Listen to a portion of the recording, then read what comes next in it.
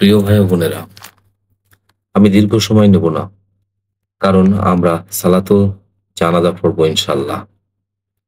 তবে আমি মাত্র একটি ব্যাপারে নিয়ে কিছু কথা বলতে চাই, একটি ধারণা নিয়ে ভাবতে চাই, যা হলো আসলেই কি কারো জীবন খুব তাড়াতাড়ি কেটে যায় যখন কেউ মারা যায়? প্রায় কিছু মানুষের বিচার করে যে সে কি পূর্ণ জীবন কাটিয়েছে কিনা। অর্থাৎ যদি কেউ দীর্ঘ জীবন কাটায়, আমরা বলি আলহামদুলিল্লাহ, সে লম্বা জীবন পেয়েছে। সে এটা দেখেছে, সেটা দেখেছে, এটা ভোগ করেছে, সেটাও উপভোগ করেছে। তবে আমরা জানি যে নবী সাল্লাল্লাহু আলাইহি ওয়াসাল্লাম বলেছেন, যদিও আমরা কারো জীবনের উপর মন্তব্য করি, নবী সাল্লাল্লাহু আলাইহি ওয়াসাল্লাম তুলুল আমল সম্পর্কে বলেছেন, যার অর্থ হলো মানুষের আশা সবসময় মৃত্যুর সময়ের চেয়েও দীর্ঘ হয়। অর্থাৎ যদি কেউ ১৫০ বছর বাঁচে, তখনও তারা কবরের দিকে গেলেও ভাববে যে তারা তাদের সব আশা পূর্ণ করতে পারেনি। তারা অনুভব করবে যে কিছু না কিছু অপূর্ণ রয়ে গেছে। কারণ মৃত্যুর সময় সবসময় জীবনের আশার থেকে আগে আসে, এবং অবশ্যই আমাদের মাঝে কখনো কখনো দুঃখ আসে। যখন আমরা দেখি কেউ খুব কঠিন সময় কাটিয়েছে, সুবহানাল্লাহ, তারা পৃথিবীতে এসেছে এবং পৃথিবী ছেড়ে গেছে। আর তারা কি সংগ্রহ করেছে? তারা কি পেয়েছে? আমি সম্প্রতি আমাদের সিরিয়া শরণার্থী ভাই বোনদের একটি হৃদয় বিদারক ভিডিও দেখেছি।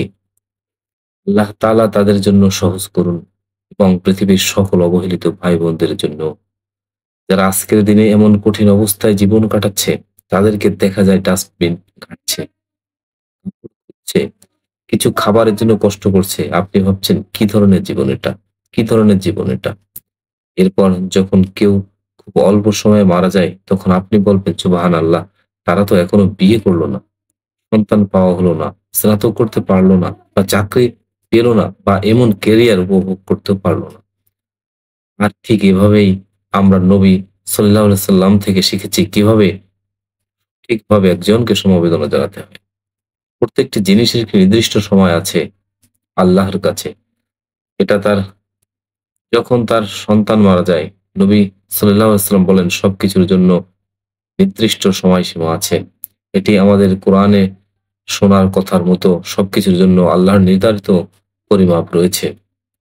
আল্লাহের নিকট সবকিছু সঠিকভাবে নির্ধারিত রয়েছে, সবকিছু নির্ভুলভাবে হিসাব করা হয়েছে।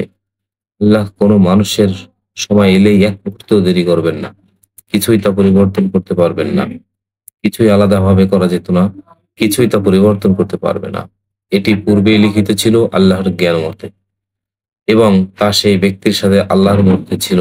তবে এটা স্বাভাবিক যে আমরা বিশেষ করে এমন অনুভব করি যখন কোনো শিশু মারা যায়। যেমন ধরুন, হে আল্লাহ, তারা তো এটা দেখার বা ওটা দেখার সুযোগ পায়নি। আর সুবহানাল্লাহ, সাহাবীরা এমনভাবে অনুভব করছিলেন যখন তারা নবী সাল্লাল্লাহু আলাইহি সাল্লাম দিকে তাকাতেন। কারণ একটি বিষয় হলো, যদি আপনি দুনিয়াকে আখিরাতের থেকে আলাদা করেন, যদি আপনি এই জীবনকে পরকাল থেকে আলাদা করেন, তাহলে একটা অন্যায়ভাবে মনে হবে যে এ দুনিয়াতে ভালো মানুষরা ভালো জীবনযাপন করে না। এতে অন্যায় বা জুলুমের একটা অনুভূতি থাকে, তাই না? তবে একজন মুমিন হিসাবে আমাদের এসব ব্যাপারে কোনো দ্বিধা থাকা উচিত না।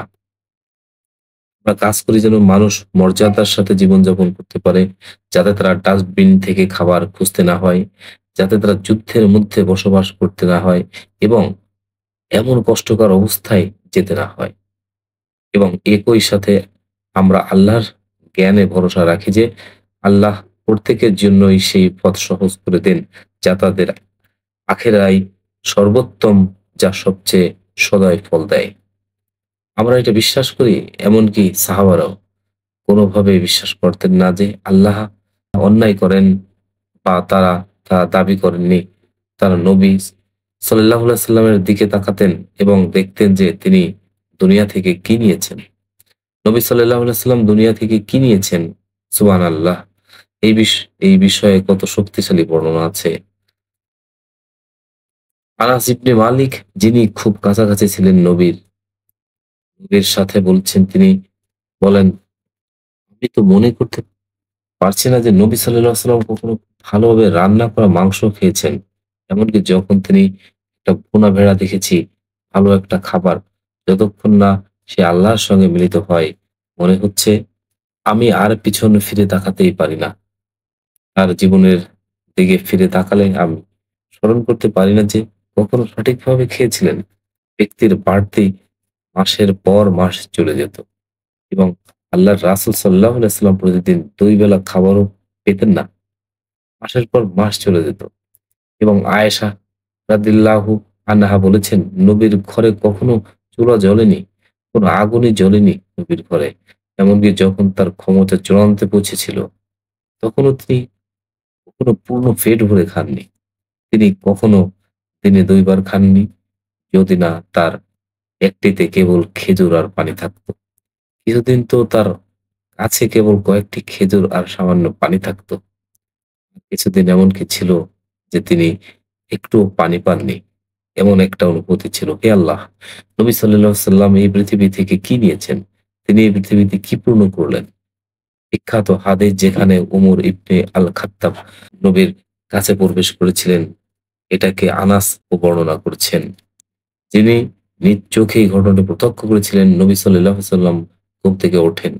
তার বিছানা ছিল শুধু কিছু ডালপালা দিয়ে তৈরি। নবী সাল্লাল্লাহু আলাইহি সাল্লাম কখনো ফোমের আরামদায়ক বিছানায় শুতেন না। তিনি কখনো কোনো প্রাসাদ বা দুর্গে থাকেননি। তিনি ডালপালার বিছানা থেকে উঠলেন এবং তার ফিটে সে ডালের দাগ ছিল। ওমর দেখলেন নবী কিভাবে শুয়েছিলেন এবং সেখান থেকে উঠেছিলেন। তিনি কাঁদতে শুরু করলেন। রাসূলুল্লাহ সাল্লাল্লাহু আলাইহি ওয়াসাল্লাম তাকে বললেন, "কি তোমাকে কাঁদাচ্ছে, হে ওমর?" তিনি বললেন, "ইয়া রাসূলাল্লাহ, আমি জানি আপনি কিসরা বা কিসারের চেয়ে আল্লাহর কাছে বেশি সম্মানিত। হে রাসূল, আমি জানি আপনি আল্লাহর কাছে কিসরা বা কয়সারের চেয়ে বেশি মর্যাদাপূর্ণ। আর আমি দেখেছি তাদের প্রাসাদগুলো। আর আপনি যা পাচ্ছেন তা তো ন্যায্য নয়, তাই না? দেখুন তারা কি পাচ্ছেন আর আপনি কি পাচ্ছেন। সেই অপদার্থ মানুষগুলো কি পাচ্ছে আর আপনি কি পাচ্ছেন?" রাসূল সাল্লাল্লাহু আলাইহি সাল্লাম কি উত্তর দিলেন? "হে ওমর, তুমি কি সন্দেহ করছো? কোন সন্দেহ করছো? আমরা কেন এখানে আছি তাকে তুমি ভুলে গেছো? ওমর, তুমি কি খুশি নও? তাদের জন্য এই দুনিয়া আর আমাদের জন্য আখিরাত। তাদের কাছে দুনিয়া আছে আর আমাদের আছে আখিরাত। ওদের এই পৃথিবীর দিন, আমাদের আখিরাত আছে। এটাই আমাদের লক্ষ্য।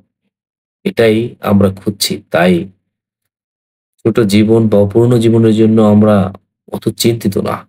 বরং আমরা বেশি চিন্তিত আখিরাতে অপূর্ণ থাকা নিয়ে। সুবহানাল্লাহ!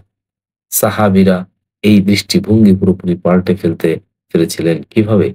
তাদের মধ্যে কিছু সাহাবী সবচেয়ে কঠিন দিনগুলো পার করেছেন। আর তারপর কি দেখলেন? ইসলামের গৌরবময় দিন দেখলেন। তাদের মধ্যে ছিলেন খাব্বাব ইবনে আল আরাত, যাকে ইসলামের ইতিহাসে অন্য কারো মতো এত কষ্ট সহ্য করতে হয়নি। কিন্তু তিনি দীর্ঘ সময় পিছিয়ে রইলেন। যুদ্ধগুলো পেরিয়ে এলেন, ইসলামের গৌরবময় দিনগুলো দেখলেন।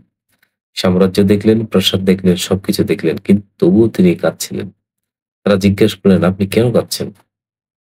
"হে আব্বাব, আপনার পিঠে তো কোনো চামড়াই নেই।"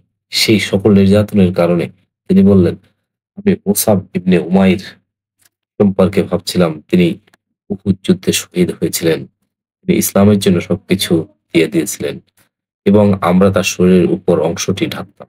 কিন্তু নিচের অংশ উন্মুক্ত হয়ে যেত, তাই আমাদের নিচের অংশ ঢাকতে হতো। তারপর উপরের অংশ উন্মুক্ত থাকতো। শুধুমাত্র কিছু তথ্য দিয়ে পাওয়া যেত। তিনি বলতে চাইছিলেন, মুসাব আমার চেয়ে অনেক গুণে উত্তম ছিলেন। কিন্তু তিনি ওই দিনগুলো দেখার সুযোগ পাননি। আর জানেন তার উপসংহার কি ছিল?" তিনি বললেন, "আমাদের মধ্যে কেউ দুনিয়াতেই তাদের ফল পাকতে দেখেছেন এবং ভোগ করেছেন। অর্থাৎ মুসাব তার পুরস্কার কেবলই জান্নাতেই পেয়েছেন। মুসাব বীজ বপন করছিলেন, তিনি তার ফল জান্নাতে পাকে দেখেছেন। এটাই ছিল। হে আল্লাহ!